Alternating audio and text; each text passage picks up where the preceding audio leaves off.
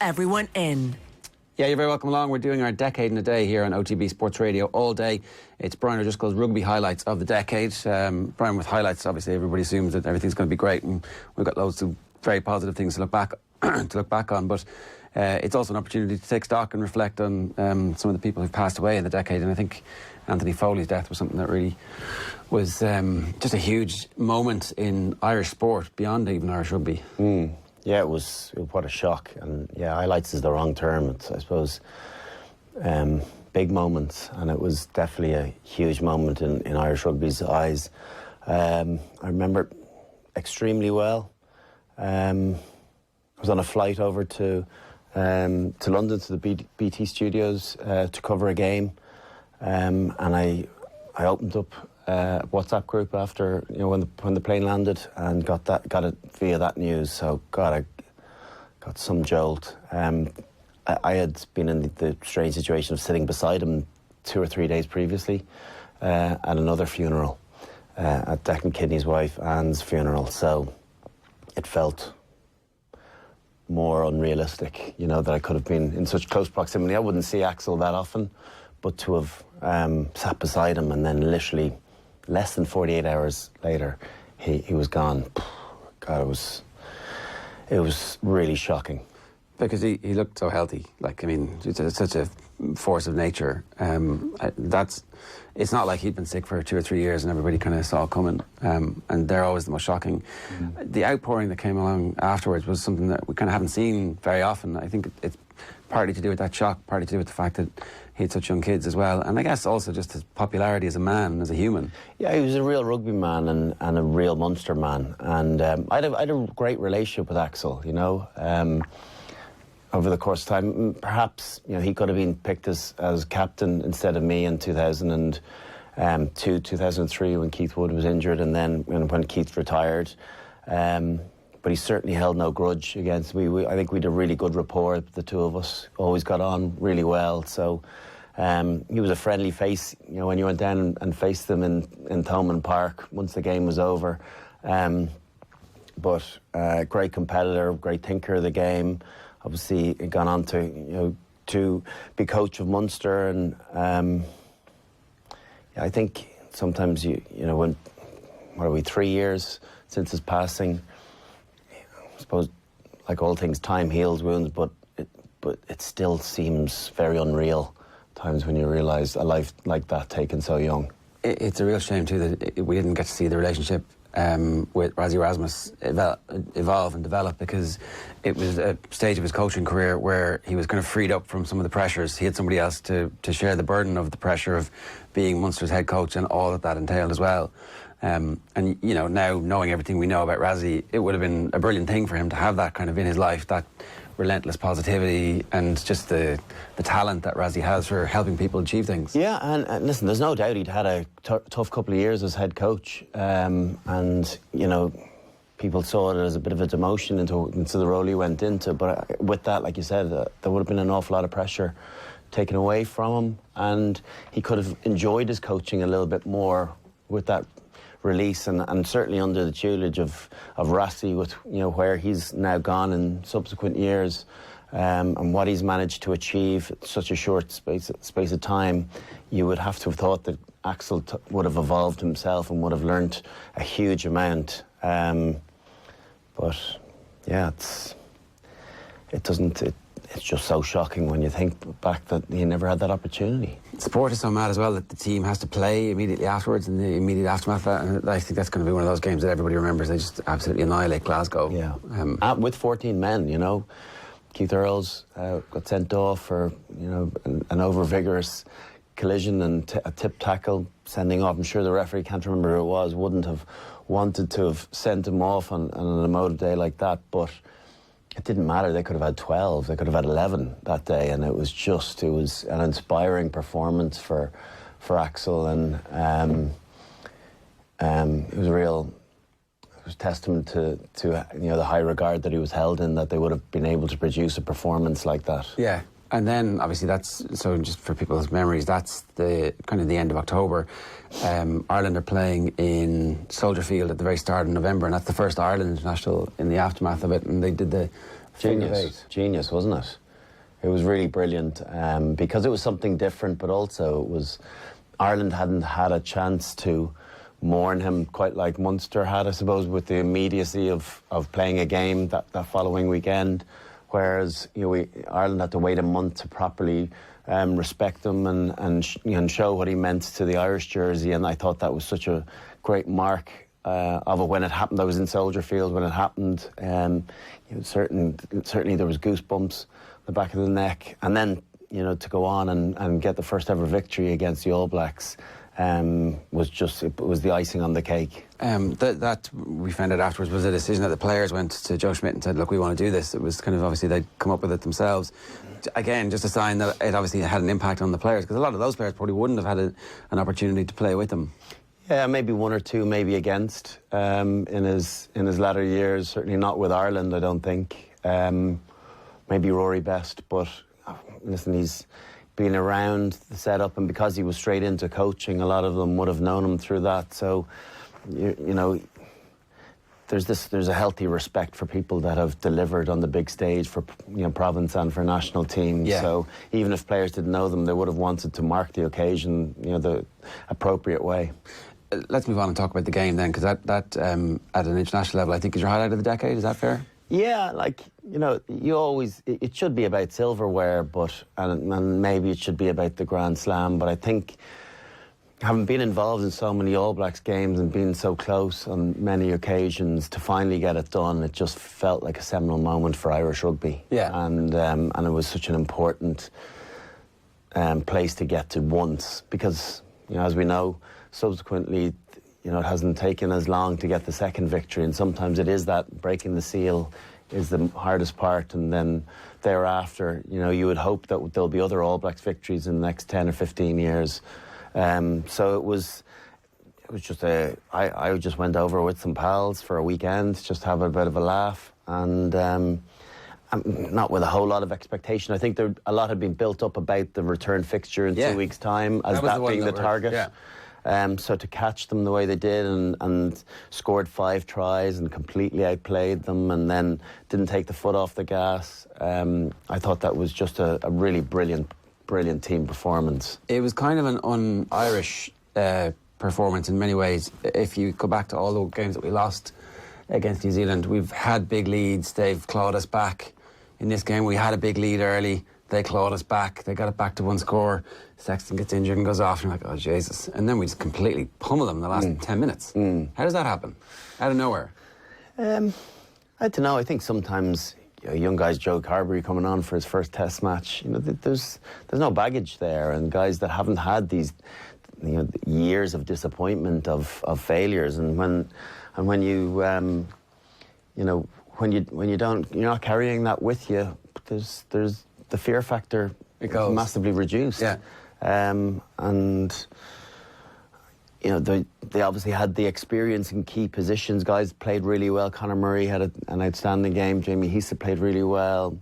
Robbie Henshaw thought Jared Payne was excellent in a kind of a lower key game. So just Rob Kearney, massive pressure on him whether he should still be in the 15 jersey. He had one of his best ever games for Ireland. So you need that against the All Blacks. You need the best players to perform, and for everyone to be of a 8.5, 9 out of 10 to beat them. That's the difference between the sides, and we managed it on that occasion. The notion as well that they somehow weren't prepared for it because it was like halfway around the world for them, and it was the end of their season. They were literally on a record-breaking sequence of victories, and it's 18, yeah. Yeah, and Sean Fitzpatrick always said that he would make sure that he wasn't going to be on the team that ever got beaten by Ireland.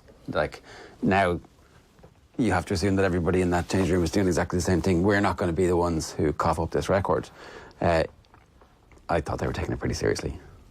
Yeah, no, they were. That way. They were absolutely taking it. I don't think there's any Test match that they don't take seriously. I think the All Blacks up to that point probably felt as though, because their record spoke for itself, that no matter how poorly they played or how off the beat they were, that they would always get it done. And 2014 would have reinforced that. They were behind and right into when the clock went red, and they still managed to get it done. So maybe they just felt, oh, we'll still have that. We have that in the locker. It's fine. If it goes red, we still have the chance to win it. And they were nearly right. But at that stage, it was 8 points, so it's too late if it's 8 points. Yeah. But I mean, in terms of the comeback, where they did come back from that, like, you hope that that is a turning point in Irish rugby. That, like, unfortunately, we didn't back it up in the World Cup, so it's difficult to kind of say that it is forever a turning point. But when we were talking with Joe Schmidt when he was talking about his book, I was like, oh, we've turned this into Captain Ahab's white whale from Moby Dick. Obviously, the whale ends up killing Captain Ahab. And he's like, no, the All Blacks were our white whale. We did that twice. I was like, okay. So obviously, it was such a big thing for Irish rugby. That was the first of those two things that we have to get over. The second one, obviously, got 4 years to talk about that now. We haven't covered it enough so far. We have. We don't need to talk about it again. But, like... We could cover that on low points of the decade too, yeah. Get it all done in one breath. No, we've done that. We had a month and a half of it so far. From the performance in that game, though, it seemed like it was a different style of performance too. Did we go away from our normal kicking and pressure game? Sorry, in the All Blacks game. In the World Cup. No. Sorry, in the Soldier Field. Soldier Field. Yeah, I think. Well, we stopped. We didn't kick a goal at that early one that Josh van der Fleer try. When he came on, was it for Geordie Murphy? And, driven line out when you could have kicked it goal. They obviously realised you got to, on a hard track, you got to score tries to beat the All Blacks. Yeah. And who would have known they needed 5? But you certainly, the feeling is it's rare enough that you'll beat them with a try. Now, they managed to do that a couple of years later in the Aviva, but that is a rare thing that the All Blacks don't score a few tries themselves, so therefore the likelihood is you're going to need a few too. Yeah.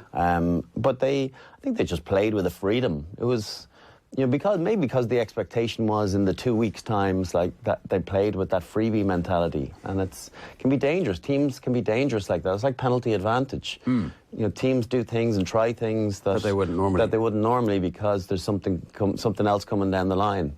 How do we get that freebie mentality? It's tricky to get there. It's tricky. It's a state of mind, and there's a safety net with penalty advantage, and safety net when there's another game where you really feel as though that's the one, because this isn't the be all and end all. So it is. It's human instinct. It's something changes where attitudes are modified slightly because something is there to fall back on, or there isn't, and it's be all and end all, and you get tight sometimes that way.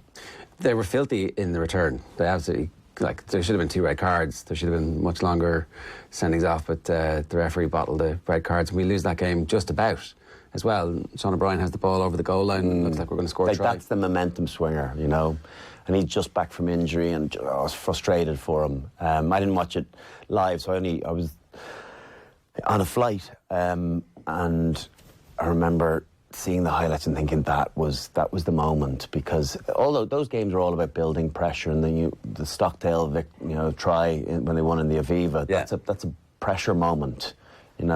Kieran Reid fumbles the ball on Stockdale's chip, and that's a momentum swing up the other end. He doesn't manage it, and we go down and score from almost the next play, and all of a sudden you can feel this wave coming, and it's a difficult thing to stop. When moods are up and you just feel you're on the front foot, and that excitement levels are heightened. And on the flip side, you start getting a bit tight and a bit nervous. They're two very, very powerful forces.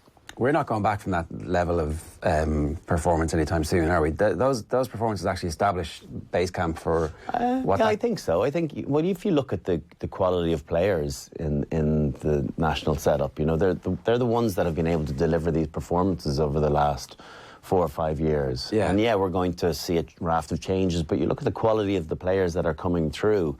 There's a lot of excitement around them, and rightly so. So it does feel as though the foundations are certainly in place to be able to evolve the game onto a next level from a point of view of keeping it fresh, but also the need that the game, goes through cycles. And the cycle that we've just left, judging by the World Cup results and performances, we can't continue that route. It worked for a while, but evolution of everybody else carried on and we didn't. Yeah. And we've got to find a way to try and get back ahead of the curve, which is how it felt about 4 or 5 years ago, where we were doing things where people couldn't live with our power play. They couldn't live with our detail at the ruck, our quality of set piece. They couldn't deal with that. But then, changes can change. Sport can change very quickly, and rugby can certainly change very quickly. Do we have an idea of what's coming next? There's a little bit of a transition period. We don't know what's going to happen with key players, the likes of stalwarts that have been there for 10 years, and Conor Murray, Johnny Sexton. We need to look at an evolution into John Cooney being in there, or who's the next 10. It's hard to know, particularly with Joey Carberry still injured. So, and does your game plan change depending on those personnel, or do you have an idea of how you want your team to win at international level, and then you pick? The latter, yeah, there's that. Because I don't think you can build a team around personnel, because you don't know. You could lose someone to a cruciate ligament, and 9 months is a long time, and all of a sudden, if a coach has built it around someone, 9 months might be too long if there's a string of disappointing results. They might be shown the exit. So you've got to, looking at the template that Leinster have set up, you look at how players seamlessly are able to come into that situation. That's the sort of environment that you want to create, where it's not so stark when you lose an individual. Of course, teams will have key players, but to try and close the gap between the first line players and your really important players and the next crop. So the Tyg Furlong and the Andrew Porters, that situation, you want to get it as tight as you can. And I think there's still a gulf between Johnny Sexton and then everybody else, and the fact that it's in one of the most important positions on the field creates nervousness. Yeah, over the long term, if Carberry's fitness starts to hold up, then you would think that's fine. But so far, since Soldier Field, we haven't really seen him have 6 or 9 months unbroken without some form of injury. And that would just be a worry. Loads of players, that happens to them early on in their career, and then from 25 on, they become men properly, and they get used to whatever it is that they have to get used to. But at the moment, we don't have a proper backup to Johnny Sexton. No, we don't. And you hear different rumours of guys that have played with Joey Carberry as well. I know he plays 10 for Munster and he does a good job, but there's a lot of opinions out there that Joey Carberry is going to be a better full-back than he is going to be a 10, and that he's being shoehorned into 10 a little bit, whereas natural game would suit the 15 position. See, when he says he wants to be a 10, that's all well and good, isn't it? Well, listen, you've got to, when you've been brought down to a club to play 10, you can't go down and go, I'll play anywhere. That's delivering the wrong message. So he's got to go down going, he's had a word with the coach saying, I'm bringing you down to be a 10. I want you to be my 10. And he goes, fine. But from a skills point of view, and this is just an opinion piece, lots of people would say that he'd be a phenomenal full-back, just his broken field running, a little bit looser, less of the tactical side of things. He'll get that as his experience grows in the 10 position, but I think immediately his more natural game might be suited to back in the backfield. And for Ireland, yeah, well, you see, the issue too is then there's Jordan Larmour there as well, who's playing great at the moment. So why would you want a Joey Carberry and a Jordan Larmour fighting for a position when we don't have a 10? And that absolutely makes sense. But I'm just saying that natural. Similarly to football, there's wingers and there's strikers. Some people are better than others. They can play both positions. Yeah. But someone's a better winger for having great pace or having a great delivery. Likewise, the structured side of things doesn't naturally feel as though it's Joey Carberry's game. He'll learn that. The other part is so natural and so easy to him that it's being able to read situations, pick off forwards, and getting to run in the broken field with time and to focus on where the gaps are going to be. That's his game. And we see elements of that in the 10 position, but not to the same degree as you would at 15. So in the medium term, if you were to tease this out, if you were the Ireland coach and you figure that there are a bunch of 10s who are going to be fairly similar standard, who are going to be able to manage the game for you, potentially take goal kicks if Cooney's not playing, or if Cooney is playing, he takes the goal kicks. And your 10 is a good defender and a good distributor. but you've got this world-class 15 in Carberry. Is that what you would be doing? It's a good question. I don't know. I really don't know. It depends on what those other players... See, the issue is if you water things down a bit and you bring Joey Carberry into the environment where we're not sure what his best position is, I think that sends the wrong message. I think Andy Farrell will probably decide he is a 15, or sorry, he is a 10, and he is my next 10. Yeah. But Joey Carberry probably knows best what his best position is, and I'd love to get him off the record. Yeah, on an off the record, because it's the only way you'll hear about it. He'll tell you if he wants to play 10 because maybe he's told that's going to be your future. Yeah. Whereas actually the right thing for him might be to be the best 15 that has ever played for Ireland, or to have that ambition. Yeah, but you've got to make the most of the players that you have in the key positions, and it makes sense to make him a 10 because of what's coming through in the full-back position. Jordan Larmour's 22 or 22 years of age. He's going to be there a long time. He's playing brilliantly now, and looks as though we've seen the last of Rob Kearney now on the basis of him being left out of that initial squad. So it makes sense with the age profile of John Sexton and the lack of other 10s really putting their hand up and saying, I'm the next Ireland number 10, to still play Joey Carberry. I'm just saying that there's I'm not saying a big perception, but there's there's somewhat popular belief that 15, for those that have been involved with him in the past, the 15 could still be his best position. Yeah. I'd certainly, I know the point about getting the coach to say exactly what he wants to do. At the same time, he's in a situation where he should be trying to create options for himself as well. So maybe if Sexton's injury gets him back in time for the Six Nations, then you've got an interesting opportunity. Yeah, he's still going to be, don't get me wrong, he's still going to be a class 10. Yeah, no, I get it. You know, he is. Just wondering, could you get more out of him in another position that might be suited to his skill set a bit more? Maybe. And that's... Like Beauden Barrett style. Yeah, you look at that. You look at him at 15. Like, he is sensational. I think he's a better 15 than he is a 10. Yeah. Because he gets more opportunity. Yeah, you're giving him the ball with the opportunity. To do the things that he's really good at. How do you get more touches doing the things that you're excellent at in the 15 jersey? Is it only in Ireland where the 10 is always getting smashed? Is that just an Irish thing where we ask our 10 to do so much by... Well, our 10, I think we see that a lot more now because Johnny takes it to the line He likes it. Yeah, he encourages it. And I don't think you'll see other 10s, and even provincial 10s, you know, playing off the line a bit more. I don't think they take it as aggressively as he is. He's a unique player in that regard. Yeah, OK, we're going to talk about him in just a minute. We're doing Born Driscoll's Rugby Highlights. The last decade, our rugby coverage is with thanks to Vodafone. Team of us, everyone in. Let's move on to your personal rugby highlight of the decade. This is Leinster 2011. Oh, yeah.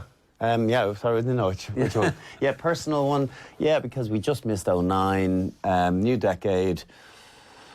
And obviously we won the championship in my final game playing for Ireland, which was great and all, but just the magnitude of being able to turn a 16-point deficit down in a Heineken Cup final in 2011 against Northampton when it was as good as over at half-time. Yeah. It was a really, really great achievement to be involved in. What's that first half like, to be out there? It's a horror show. I had, a couple of really bad touches, missed a tackle on Foden, dropped the ball and looked as though for all money we were going to score. Just couldn't get into the game. They had a lot of possession. Their scrum was annihilating us. So everything that was going wrong and we couldn't get into half-time quick enough. They scored just before half-time too. So they took all the momentum into the break. So to be able to go and fix things, the front row, huge credit to them and Greg Feek. They managed to solve the problem in the scrum. We stopped knocking the ball on in the second half, which helps.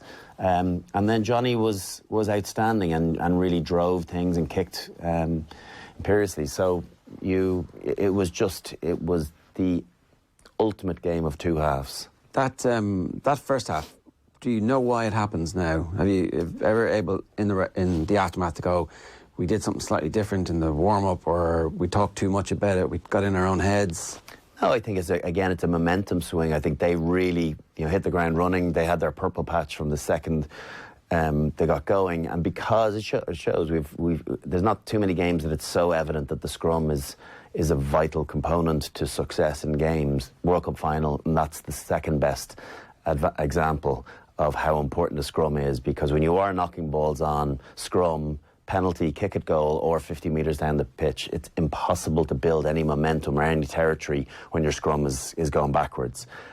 So if we hadn't fixed the scrum in the second half, we would have lost the game comfortably. Yeah. But we managed to do that. And in fact, we turned it around so much that we started getting scrum penalties from our own feed, which was a phenomenal thing, really, in a 10 or 15 minute window at half time to be able to fix that. I think that shows a huge mental resolve of the front row of the pack and of the coaching, that we're able to identify how you change things, how you modified things. So was it just the scrum that changed? Did anything else change? I just think we held on to the ball. We played a lot more phases, and we just upped the tempo and we got aggressive. I think when you can't get into a game, the best thing to do is carry hard. Don't think about passing, don't think about offloading, because when you carry really hard, the offloads tend to come, because you get an extra half yard and all of a sudden an arm gets free. But if you're looking around to try and play and look at great width, all of a sudden you're getting, you're getting hit in collisions. When I spilled my ball in the first half, Foden came across and hit me, and I was looking to offload it. Ordinarily, if we recycle that one more phase and we score, whereas I was a bit loose because we were so keen to get back in the game. Yeah. Whereas if you think fundamentals first and just think aggressive ball carrying, winning the collision zone, the rest of the game has a positive knock-on effect. What's Joe Schmidt like at half-time in that changing room? I can't really remember Joe that much. I do. We talked about it, and it's bizarre that Johnny refutes what he said. Why would you do that? They were inspiring words because of how he backed it up. But he just said, hold on to the ball, Joe, with a few expletives in there. Right. So he's not calm. No, he's not calm. He's probably a bit shell-shocked like the rest of us, that we weren't anticipating having to deal with a 16-point deficit to turn around in 40 minutes. But I love that jersey. It's cool. Yeah, it's the best. That was the best Leinster jersey. Yeah. I loved it. Loved it. And obviously because of those memories too. Yeah, it helps. So, yeah, it's funny, people gloss over. I played much better in the second half, but if you look at the whole 80-minute performance, pretty crap. Right. Pretty crap, like 4 or 5 errors. Right. That's not good enough in a key game. When 2 missed tackles, drop ball, maybe 2 drop balls, 2 missed tackles. Can't be at that. In a Heineken Cup final or Champions Cup final. Yeah. But no one really cared, because you lift the trophy at the end of it. If you'd lost, it would have been like... Yeah, don't read the papers. Yeah. Can we stick the picture of the celebrations back up again, Enda? Because I just want to have a look at who's in this team. The hardest question is, which of these teams was your best team? Which of your... I think this might have been. Yeah, even better than the Rocky team? This one was... Who was this? Heinze. Yeah, Nathan Hines was some player as well. I think it was better than the...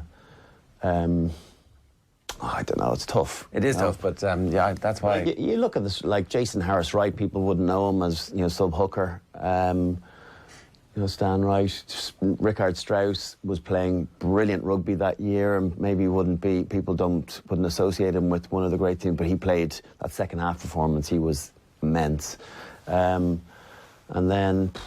Was Sean O'Brien on the team, or was he injured? Johnny was there, yeah. Shane Jennings had an unbelievable second half. He wasn't selected for the final, which was a bit of a strange one, and then he came on at half-time, and he was another catalyst for changing things. He just brought his edge to things where only those that played with him could have that real appreciation. He was a great player to have in your team. He really had a nasty edge to him. Right.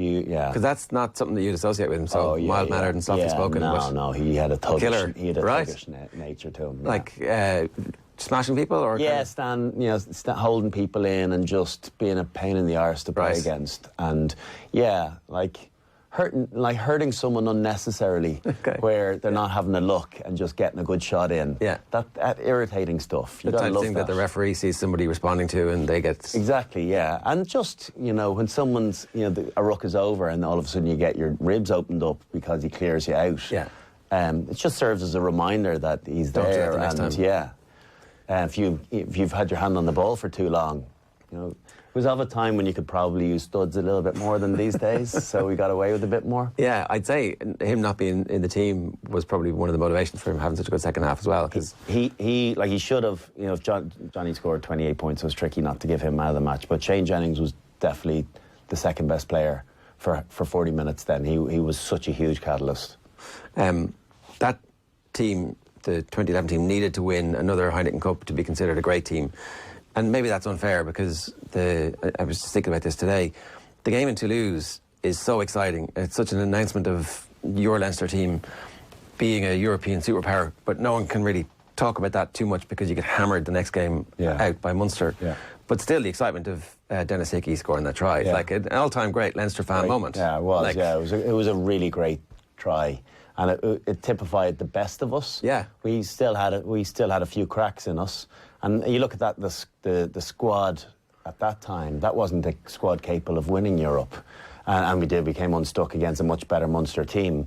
But it gave us a glimmer of hope that we could build towards something successful, which was what we needed. It was the spark that kind of ignited our belief that we could play with the big boys if we just fixed a few things. It's definitely a signpost along the way. So it's a really great team that wins it.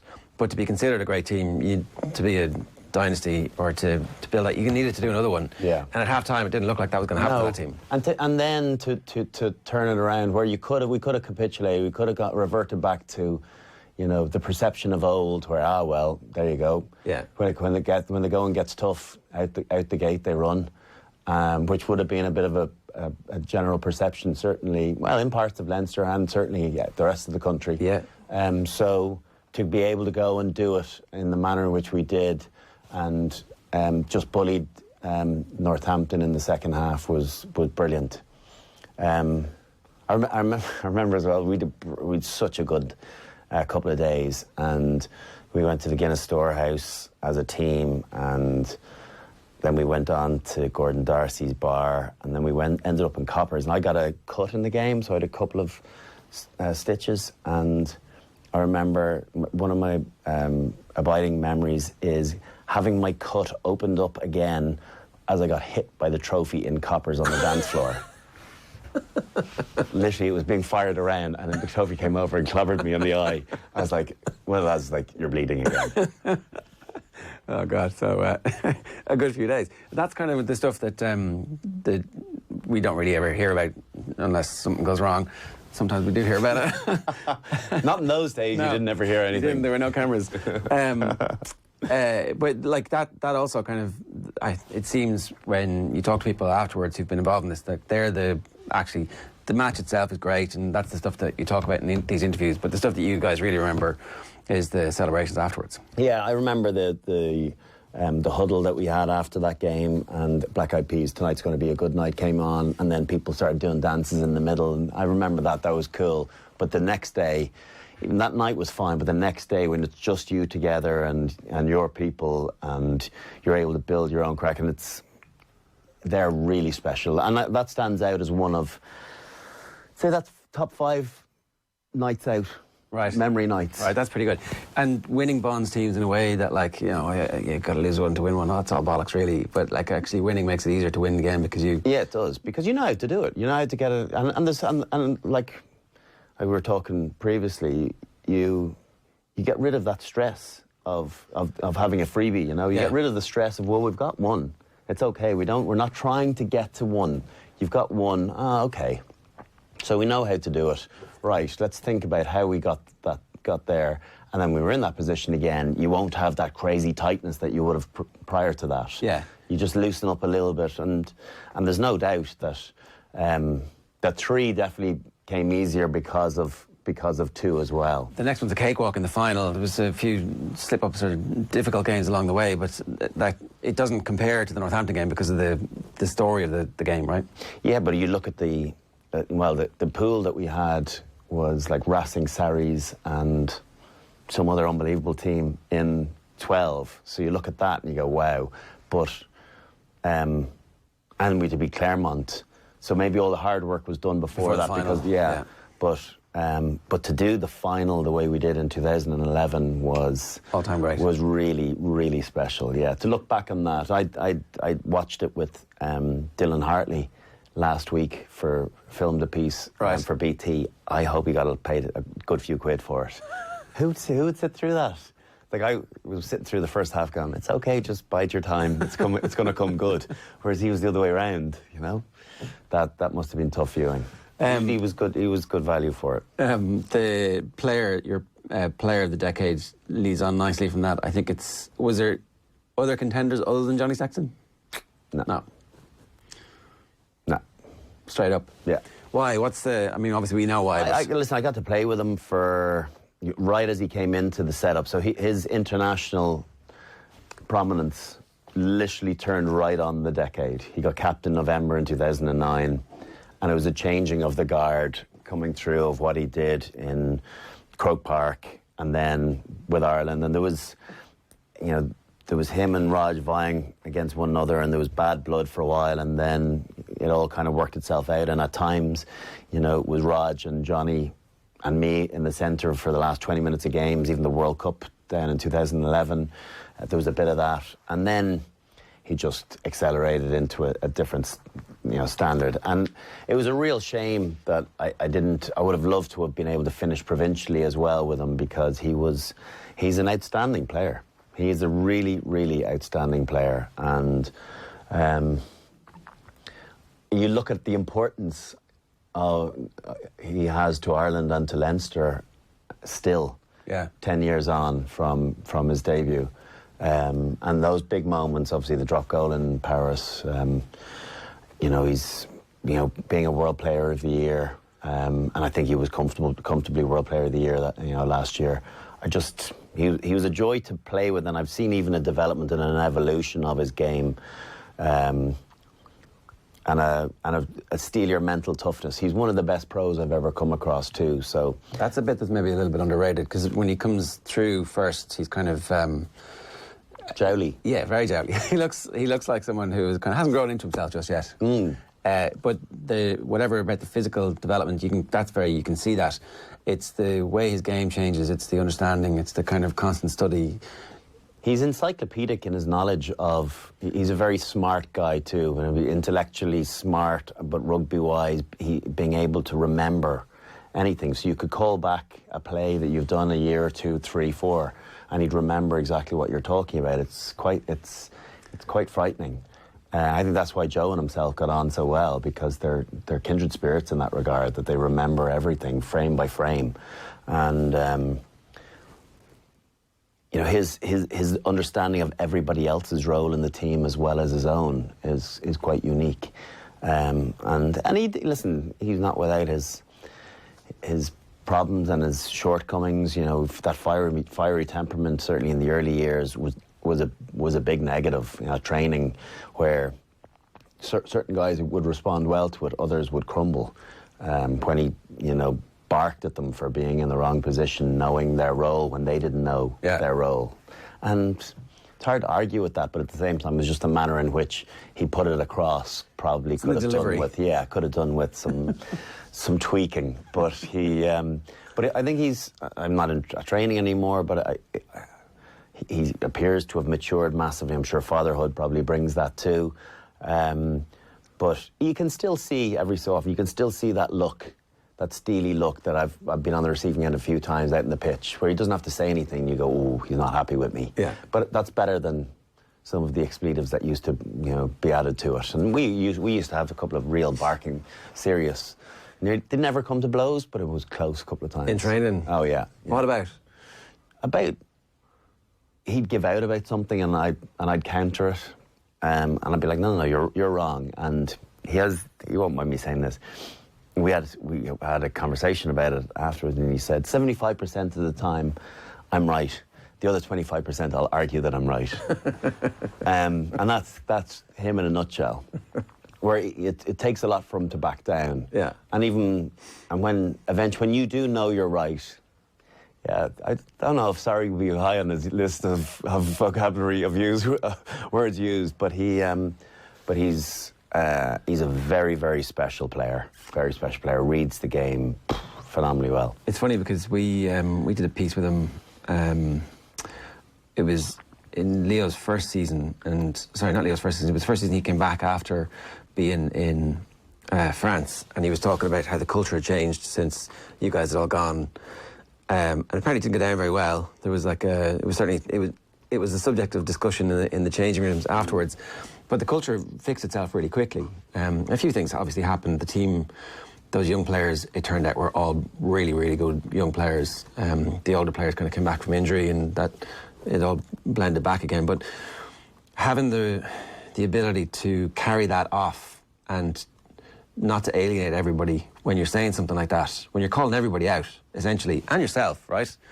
That's a very difficult thing to do, but it speaks to a culture that is ultimately very strong. Yeah, it does that. So I think the flip to that is that I don't think that worked in Racing, where you've got to earn your points, get credit in the bank to be able to go and speak and respond and react in particular ways that he would have done previously. I think he'd earned the ability to get there, even though it wasn't right. People said, that's Johnny. We've grown up with him and we'd seen him. He'd always been a bit impetuous. So we know what it'll be like tomorrow. Yeah, he'll be fine, exactly. Whereas if you go to a new environment that people don't know, there would have been a fair bit of lads going, no, you can't do that. You can't behave that way. And so when he comes back into the Leinster environment, he still would have known a huge amount of the players and would have seen... obviously saw change that he didn't like. And yeah, I'm sure he's put a few noses out of joint in saying that the culture was different, but ultimately it's a good news story that came from it because it shifted back into the positive stream again. Yeah. The rumoured move to Lyon has been, they were very quick to go, no, that's not happening. But what was going on there? I think it's all rubbish. I think my understanding is that an agent that he'd used previously and for Racing contacted him, said, I've got a club interested, and he said, no, I've got a contract, I'm fine. And then they called a couple of weeks later saying, would you be interested in being bought out of your contract? And he said, absolutely no way. Right. And I think there was something reported about his representatives met then that he does his own contracts. Yeah. So he was like, well, unless it was me, that's nonsense. So I think it probably annoys him that it's being touted that he's trying to bump his numbers up by renegotiating his contract that he has in Ireland, which is absolutely not the case. When I read it, I was like, there's no way there's any truth in that, because he doesn't want to leave Ireland. There's no way he'd want to leave the Leinster environment, Irish setup. It doesn't really matter. Like the next person, he likes the Benjamins, but not to the detriment of his lifestyle. Kids are in school here, his wife's happy here. There's way more to rugby and his existence than money. So it's all fabricated. It's nonsense. He's already stated his desire. He wants to play on the next Lions tour. Obviously knows Gatland very well. Has worked alongside the other outstanding out half in these islands. Finn Russell. If there was a Lions tour now, you would expect Sexton will be on it, right? Are they taking 310s? I think it's on current form, yes. Again, I'm a bit biased. It's tricky because I know what he can do, and he's a big game player. So, yeah, I think, for me, do you pick him ahead of Finn Russell? Absolutely. Do you pick him against an Owen Farrell, or instead of Owen Farrell going really well? Super close call. So both at the peak of their powers, Sexton and Farrell, that's like they did in the Lions, play them both. Yeah, I mean... but I still think, Finn Russell's a coming player and he's playing brilliantly for Racing and everything, but I still think he has to do it on the big stage in tough games that are tight, and he's getting there. But I think Johnny... he's every possibility of getting to South Africa. Because his form before he got the knee injury, obviously, for Leinster had been really, really good. Yeah, so much of... It's not just his own individual play, it's his organisation. That's a huge say, his communication of calling what he wants at key times because he knows plays will work. He's the essential quarterback to the Leinster setup. And even though Leinster played great without him at the weekend, you know, I just love the security of seeing Johnny Sexton in the team gives you huge confidence. Given that pace wasn't really, it was definitely an important part of his game at various stages, but as time has gone on, it hasn't been. Can he continue on? Like, what's the? He said that. I think he said it because he wants to go on, and he even made reference to playing in France in 2023, and because he's such a brilliant pro, maybe his body will be able to get there, but will the different components of his game still be there? Like, he still has to have some wheels. Yeah. He still has to be able to. I think at times when he gets into open spaces, the ball feels like a hot potato where he's looking to get rid of it quickly. And he understands that there's a lot more gas around him.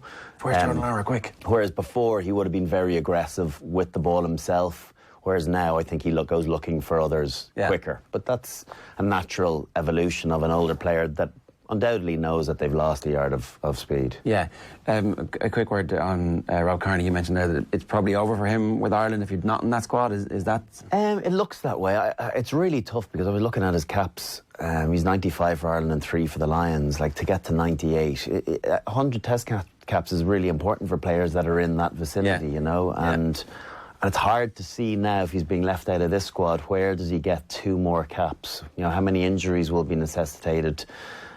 With Jacob Stockdale playing at 15 for Ulster as well, is he now down to 3rd or 4th choice? Particularly Mike Haley's in there too, playing really well. So it feels as though it could be the end of the road for him. But what a phenomenal servant he has been. Yeah, we haven't seen the best of him in the last year, but he was a big. We talk about Johnny being a big game player.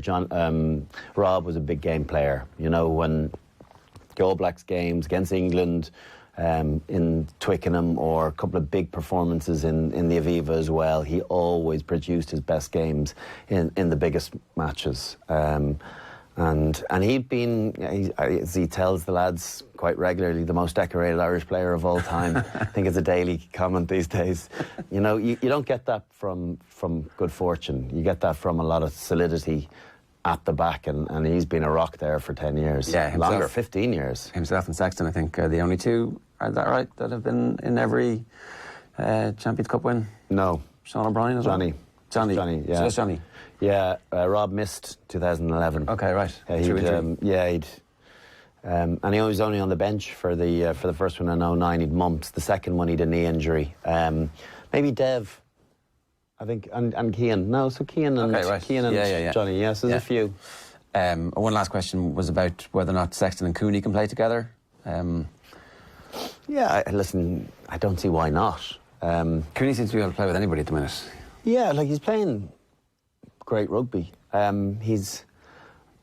You get a lot of headlines when you kick goals to win games. So whatever about that, park that part. What about the other aspects to his game? Pass looks really good. His kicking game looks good. Defence, I mean, try-scoring tackle against Quins at a really important time where they looked at where Quins were trying to get back in the game. So those moments are the ones that coaches will be more reflective of rather than the goal kicking. That's a lovely added incentive, but you don't want to be relying on your 9 to be the goal kicker. If he brings that too, fantastic. But I think it's the other components to his game that will, you know, is he number 1 at the moment? I think probably.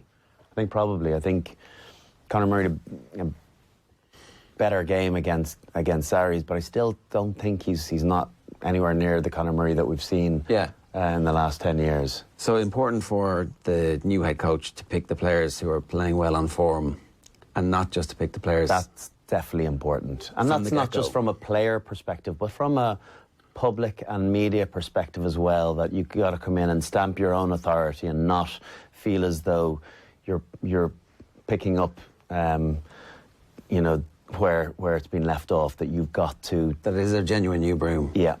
And we see with omissions, you know, Geordie Murphy omitted from that squad. You know, he was a favourite of Joe Schmidt's. He would have played in a lot of the big games. Yeah. And 2 All Blacks victories. He would have won 2 Six Nations and Grand Slam, and all of a sudden you're not in that extended squad. So just shows that on the back of that, I mean, some other players, Will Connors, is in the squad where clearly he's someone that Andy Farrell likes the look of and that you're going to see game time for. Yeah. That's the cycle of coaching. You don't know what's coming your way. If someone likes the look of you, or someone you're not for them. That'd be pretty exciting though, if that was the future, where you can actually pick a player from the province, stick them straight in the team because they're playing well and know that they're at the right level, that they're going to be able to maintain.